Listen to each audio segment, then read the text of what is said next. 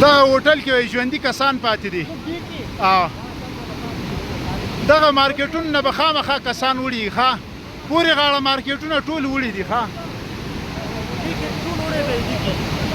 کسان پکې وو ښه بس طوفاني سیلاو راغلی دی خدای پاک دې باقي خیر کړي او لاندې موټر یې وګوره موټر یې سیلاو کړي دلته یو ښځه ګونج پاتې وه دا لکه چې ښځه کېدي ورته دا خلک خو ورسېدل ښه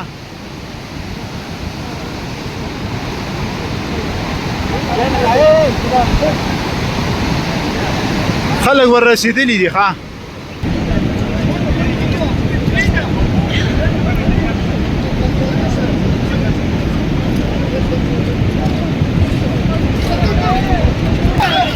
نور سیلاو راغی تخت یې ورکئ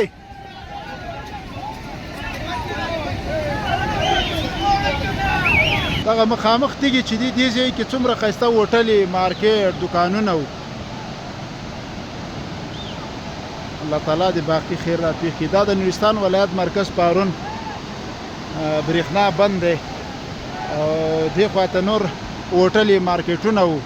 د ښاروالۍ مارکیټ و د ښاروالۍ هوټل و څو منزله ټول